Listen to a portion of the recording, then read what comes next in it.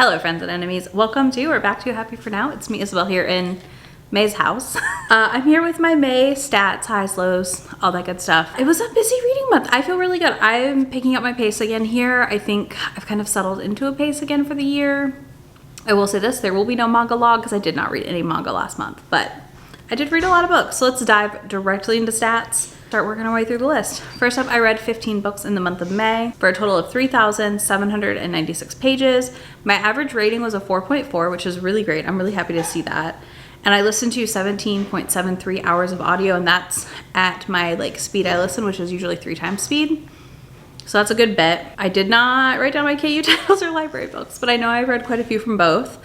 And I read for age demographics 8 adult titles, 7 YA titles, and then format-wise it was 5 ebooks and 10 audiobooks. So I definitely have re-entered into my reading more audios time. So that's been really nice. Stats-wise, it was a really interesting month, I think, overall, because I was reading through the Shatter Me series, which definitely boosted my audios and my ratings because I really enjoyed the last books in that series. Spoiler, we'll talk about them in a bit.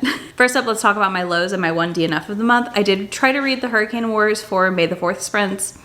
I think I DNF'd that about an hour into sprints. I DNF'd the Hurricane Wars. I didn't love the narration, and I honestly just was not engaged in the story at all. I don't know. It just was not working for me. So this got DNF'd, and I'm okay with it. I'm happy to move forward and on from it. I would be curious to see if the author publishes anything that wasn't former fic, and if the fic gets stripped away enough for it to make more sense. Because I think the way the fic was removed in this made it more confusing. Then I read How to Slay a Dragon. I don't have the author's name written down. This was a free book I got during one of the pre-Monster ebook day things. For this, how hot this cover is. This is a very spicy cover. The reason this is a low is because I thought this was going to be a really steamy book. I thought this was going to be a really fun, spicy 70-page novella situation. It was not. It was 70 pages of fun. It was fun. I did enjoy it. But I went in with such a different expectation than what I got that I didn't love this book. And I found myself overall disappointed. I think I gave it a 3-star, maybe a 2.5. Because yeah, it basically was about this girl who's a knight and she is going on an adventure to go find this dragon to slay that she's gotten not orders, but a bounty for.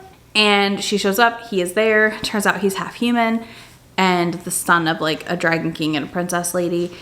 And he's been living in this keep and kind of being a little bit reckless, but also not, a little bit of both. And he ends up capturing her, and they develop a bond and a friendship over this, and then eventually bone. But like I said, it just didn't have the delivery that I wanted from it to match this cover at the end of the day. Next, we made 2 surprises, which might surprise you actually. First up, we have Butcher and Blackbird. I did finally read this in May. I'm so happy I did. I'm really, really excited for Leather and Lark, which by the time you're watching this, Leather and Lark is probably out right now, and I'm possibly reading it already. If not, I will be reading it soon. But I really liked Butcher and Blackbird. This was so much fun. This definitely is your serial killer romance for fans of Hannibal or Dexter. Gave me very similar vibes to both of those shows. I really liked those shows, so it worked for me really, really well. I had a good time. I read it really quickly. Also, I didn't really want to put it down. Do not eat ice cream while you're reading it, but this follows Blackbird, who is a serial killer that's a woman that goes and murders people, and Butcher, who also does this. And of course, shocker, they end up meeting up together and creating a game where they compete to see who can kill the person first once a year, but also Butcher is in love with her, and his left is standing if this woman shows up at my restaurant, immediately see her and notify me, all these things. It's really, really fun.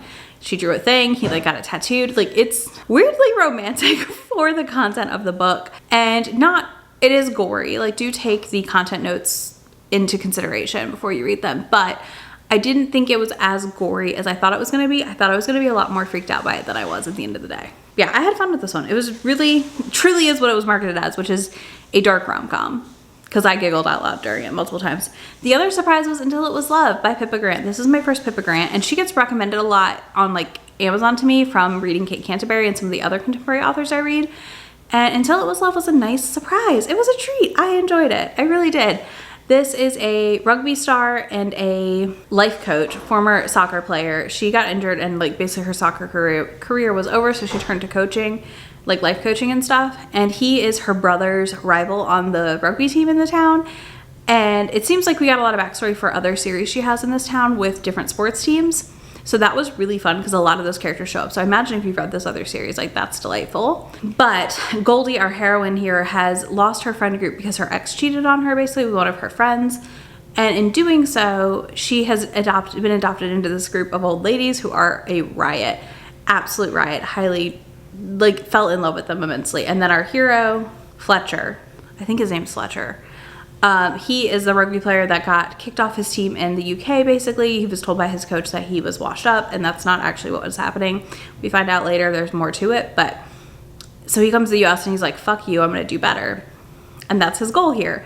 And this for me at the time, like I read this while I was at my parents', and it was kind of that kind of read that was the perfect thing at the perfect time because it's so low key and low angst and contemporary, like contemporary where the setup is just like so kind of bonkers. You don't feel like you're reading like a here and now book. So I really liked that element in this. And I also just really liked their love story. It does have a third act, but I think it worked really well because it was for Fletch to kind of get his shit together. He needed to figure his traumas out from his exes, and he did so, and he did so really, really well. So it was really fun. And there was definitely like a good setup here for their dislike of each other. She had a bad encounter with him in the past, and he didn't really dislike her. He kind of had a crush on her and didn't know how to act on it. So that was kind of fun because of his past traumas, basically. But yeah, I really liked this, and I definitely think I would pick up more in this series as she does for the rugby players. I think we're gonna get a second chance romance with her brother, maybe, and his baby mama, hopefully. But yeah, oh, the kid in this one is also precious. Her brother has a daughter who is just adorableness and loves Fletch, which is hilarious because he hates him. All right, let's talk about my highs. This is gonna be like my quickest wrap up to date, I think, but it's fine. We're speed running this. First up, we have The Midnight Bride by Katie Wilde. This is the second book in the Deadlands series. I finally read this. I had so much fun. This is about a girl who's basically in this trial, and she signs up to do it, and she is running through, like, the first day she shows up with like all this stuff to help her, and she slowly sheds all of this weight that she's been carrying and like lessens what she's carrying. And this guy is following her whose family is sworn to protect the thing she's after, which is like this gauntlet. He's just constantly behind her in the race, and he kind of protects her and does things for her, and she gets like frustrated but also is kind of comforted by him being behind her in the race. But yeah, he like purposely keeps pace behind her, and like at one point they were like stranded on a ship together and he protected her. So that was like really, really sweet, I thought, and really fun setup for their dislike for each other because they're competing, so like you shouldn't like each other too much. This also, then she gets kidnapped basically, and he shows up to save her, and they end up getting married because that's the only way he can release the collar on her neck. And then it's the rest of their journey to get the gauntlet. It is so fun. It is so fast paced. It is such a great read. If you were looking for a really fun novella, I loved the first book in this series. The second book did not disappoint. I'm excited to try book 3 at some point. Like, this was so fun. I definitely think this is one where you really can like just kind of dip in and out of the series. I'm hoping to read at least 1 or 2 more in this series this year, and then I'll finish it off probably next year. I don't remember how many exactly there are, but I have the third book checked out right now, and I'll probably pick it up soon, possibly for the Amazing Readathon, but we'll see. But yeah, this was really fun, and like I said, the first book was great, the second book was great. They're very samey but different, like very insta-lovey-ish, but also like kind of really brutish heroes. And then last but not least, my other high is not probably a surprise, maybe it is, I don't know, but reading through all of Shatter Me. So I started this series in April. I finished it in May. It took me a little under a month to read all of them. So the vlog just went up. I'll link it below if you're curious. I do non-spoiler and spoiler towards the end because it kind of gets to a point where I just kind of have to talk about it. I really liked the series. I was really surprised at how much I liked the series for considering the age of Shatter Me as a whole. Like that series it started a while ago. Like it just wrapped up in 2020 or 2021-ish. And I think it was just really surprising to me how fun it was, how much I enjoyed the purple prose. That's not normally something I am always gravitating towards. I don't always love a book with a lot of like lyrical writing and all that stuff. It's just not my favorite thing. And then I liked our main character a lot more than I expected to. You know, she's been really sheltered from the world and had to learn a lot of things as soon as she got out and entered into this situation. She's been stuck in like this kind of institution types of facility. Someone joins her there, Adam Kent, and he helps her escape. And then she enters into this other facility, and it's basically her adventure, a whole bunch of people, a little bit of a love triangle, and them figuring out how to overthrow the current government. So it's very dystopian, and it's very like twisty-turny in a fun way, a little predictable if you're an adult reading it, I feel like. But again, if you're a teen reading this, I think you would just be glued to the books.